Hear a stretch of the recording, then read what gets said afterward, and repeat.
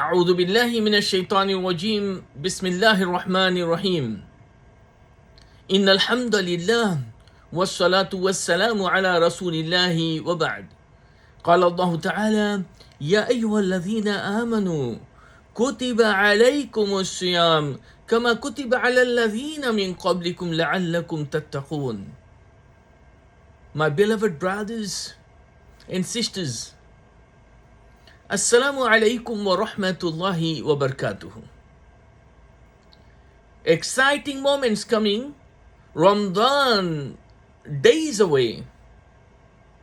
Probably some of you may hear this while we are in the month of Ramadan.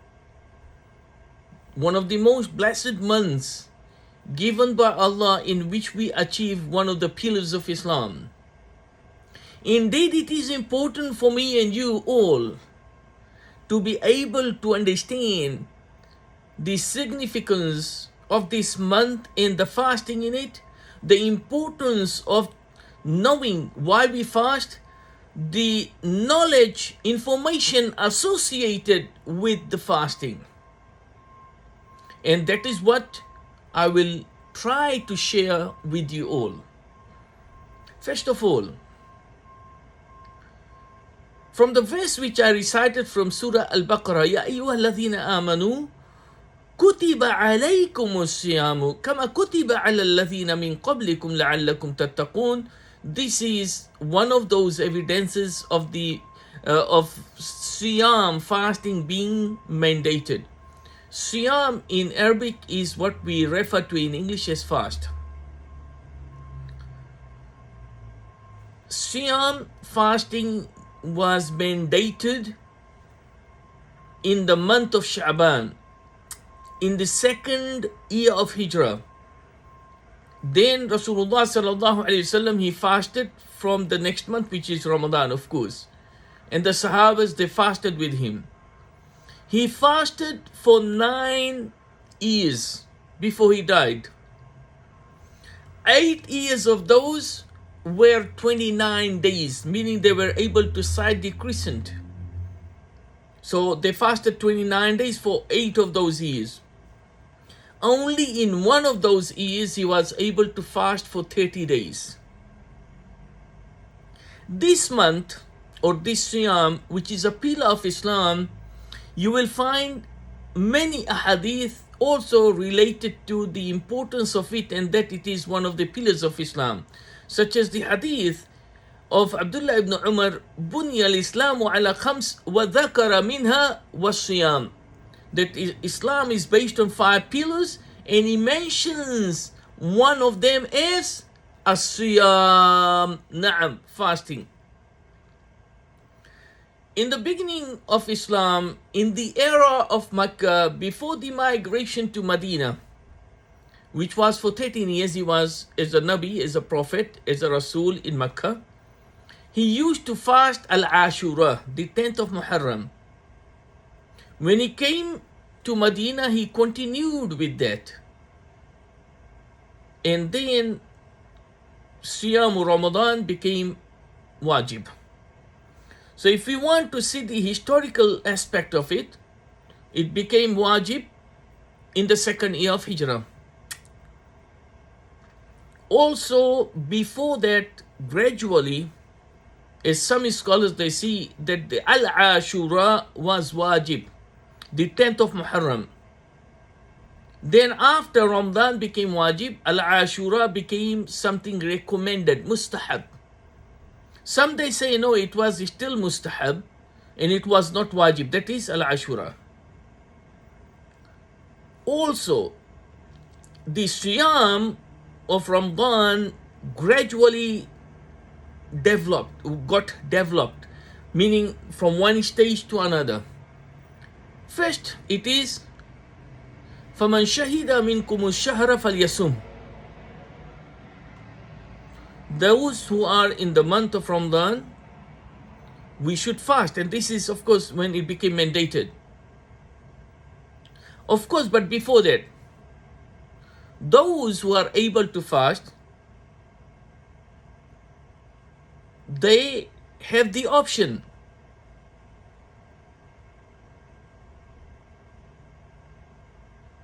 which is to fast or to feed. So first it was mandated, but in a different way. You had the option to fast, even though it is mandated, but there is an option that you feed the miskin.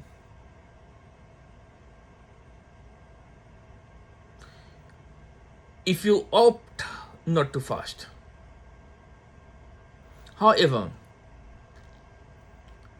this did not last long. After that, Allah subhanahu wa ta'ala mandated it on everyone to fast. And this is where the conditions comes, who those are who will fast. So this is one stage of it. From the historical perspective, it became wajib, but then you also had the option to feed instead of fasting. Then it was abrogated. The second part is, in the beginning, when it became wajib, each and everyone, when fasting, they were not allowed to have that mutual relationship with their wives even at night.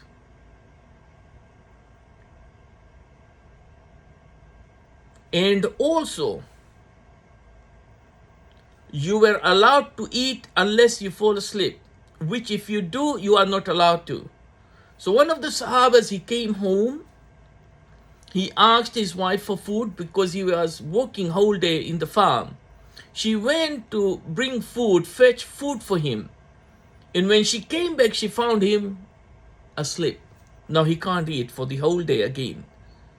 And he has to fast. So he did not eat that day, in the night, and again the next day. In the daytime, he fainted. And Rasulullah sallallahu alaihi wasallam was informed about it. And then the Sahabas, they found it so difficult to keep away from their wives for the whole month. So all of these things were restrictions in the beginning. Then Allah made it halal. أُحِلَّ لَكُمْ لَيْلَةَ الصِّيَامِ الرَّفَثُ إِلَى نِسَائِكُمْ هُنَّ لِبَاسٌ لَكُمْ وَأَنْتُمْ لِبَاسٌ لَهُنَّ. Also Allah said, وَكُلُوا وَاشْرَبُوا حَتَّى يَتَبَيَّنَ لَكُمُ الْخَيْطُ الْأَبْيَضُ مِنَ الْخَيْطِ الْأَسْوَدِ مِنَ الْفَجْرِ. Allahu Akbar. Now this thing became easy, isn't it? Alhamdulillah. Remember, first it was Al-Ashura, then the month of Ramadan, with the option, even if you are able to fast, to feed and not to fast. Then it became mandated on all where conditions apply, which we are going to talk about soon. Then those other things, you were not allowed to eat if you fall asleep. And also you were not allowed to consummate your marriage. But both of them later on became something which is allowed. Alhamdulillah, this is the position of ours at present. So let us see what are the shurut to siyam, conditions of siyam. أن يكون مسلما بالغا عاقلا قادرا مقيما خال من الموانع. 6. Some they mention it 5 because they include one of them in the other. What are these conditions? Excited to know, right? You are. Inshallah you are. Otherwise you won't be listening here. Probably you know it. But hi, come on. وَذَكِّرْ فَإِنَّ الذِّكْرَى تَنْفَعُ الْمُؤْمِنِينَ. We keep on reminding, it gives us the benefit. We benefit as believers. By listening, you get the rewards. Don't cut it off. Carry on. Jazakumullah khairan. Let us talk about these 6 conditions. أن يكون مسلما. Because the condition for any act to be accepted by Allah as an act of worship, من الشروط الإيمان. It has to be with iman. You have submitted yourself to Allah and you are a Muslim. With that, of course, comes al-ikhlas, sincerity, وحسن الاتباع, اتباع سنة الرسول صلى الله عليه وسلم على طريقة الرسول صلى الله عليه وسلم. So these are something very important which we need to know. So when it comes to Islam, if they are not Muslims and they fast, They are not going to be rewarded for that. Maybe some rewards in this world, something like that, but it will not get them out of the hellfire, no. Of course, there are many evidences related to prove that they will be punished in hellfire, not only for kufr, but also for all these things which they were not doing. قالوا ما سلككم في سقر قالوا لم نكن من المصلين ولم نكن نطعم المسكين وكنا نكذب بيوم الدين وكنا نخوض مع الخائضين وكنا نكذب بيوم الدين. Well, how come you people end up in the hellfire? They said, we didn't pray, we didn't feed the miskin, we used to mock the truth, Islam, Muslims, and we used to disbelieve in hereafter. The result is Nari Jahannam, punished for all these and other things. So Islam first. Baligh, they have to attain the purity. You have to be baligh. Before that, you are allowed to fast. So the kids are allowed to fast, and they will be rewarded, and their parents would be rewarded. So we need to train them for that anyway. But it won't be wajib on them. But they will be rewarded if they do it. So أن يكون بالغة. Al-bulugh, attaining puberty, is one of the 4 signs for females and 3 for males. Shared between the 3 signs. So by coming out of semen, or growing of hard hair in the pubic area, in the front part, private part, or if these 2 doesn't happen before, then by becoming 15 years old from the lunar calendar, al-hijrah, which will be about 14 and a half, almost, or something, from the solar system. Then they become baligh. There is a 4th sign for sisters, and that is menstruation. So any one of these 4 or 3 for boys happens, khalas, they are baligh.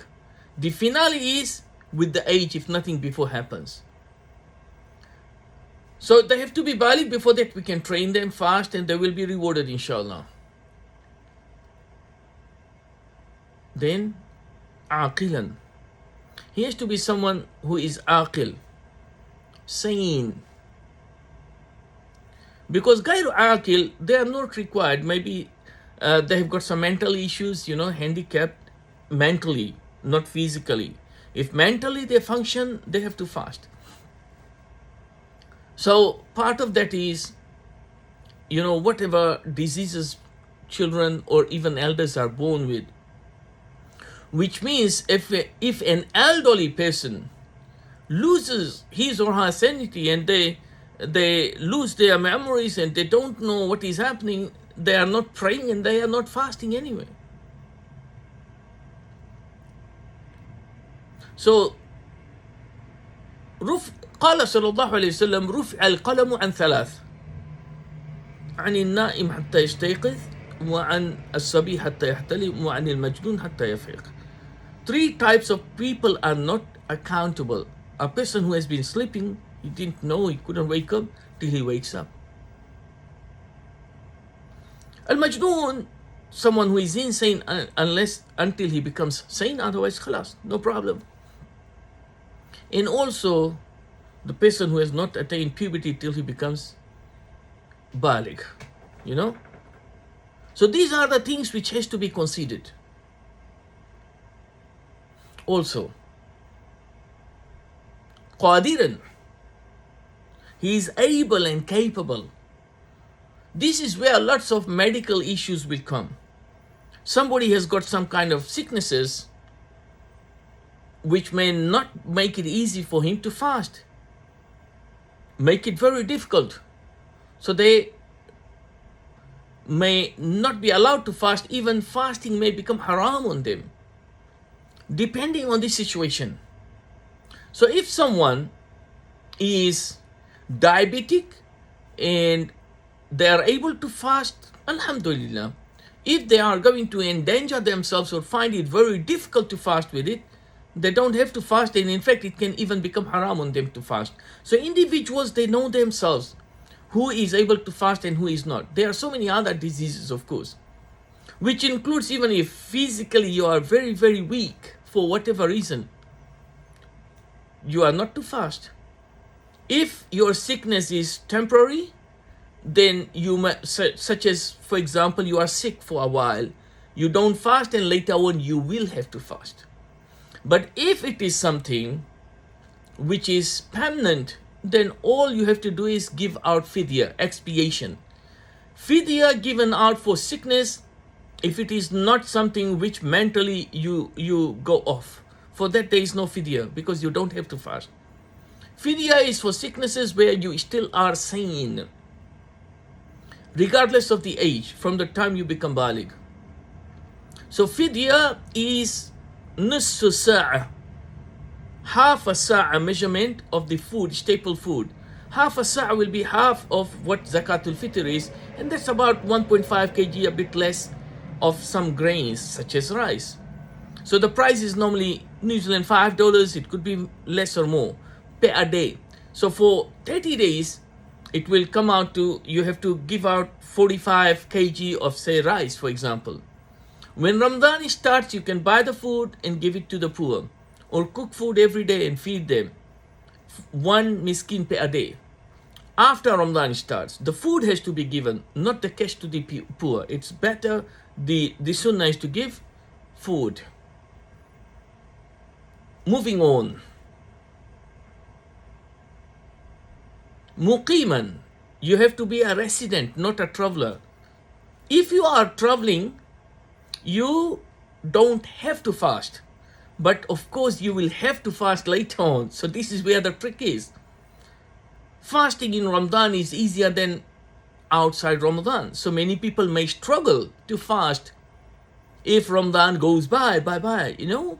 So what are you going to do? You know yourself. If you are in a journey, you know, but still, you know, it's easy to fast, there is no problem, it may be better for you to fast.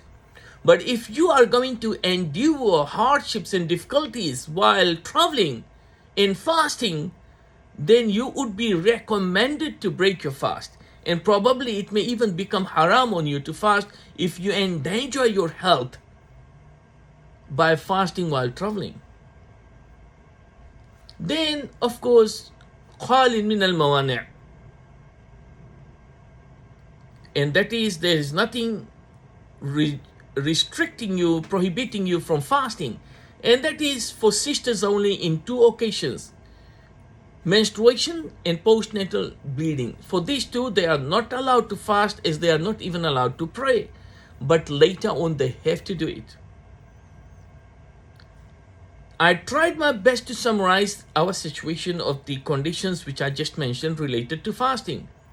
However, there are so many questions coming up from this, such as a severe headache. Whenever I fast, I try my best, I do all medications, still I go through very harsh pain, migraine or something. Every time it happens, you don't have to fast. Simple as that. Or there are many other questions, right, related to if it is dialysis, whether you are allowed to do hijama, you know, blood cupping, you know, wet cupping. Can you take our blood test and things? Some of these things are coming, inshallah, and we will talk about it. You can keep on whatever question comes in your mind. Please make a note of that. Write it down. You can always send it to us, and inshallah, I will do my best to answer it for you specifically. Yes, barakallahu fikum. Jazakumullahu khairan. More to come. Stay tuned. Hayyakumullah.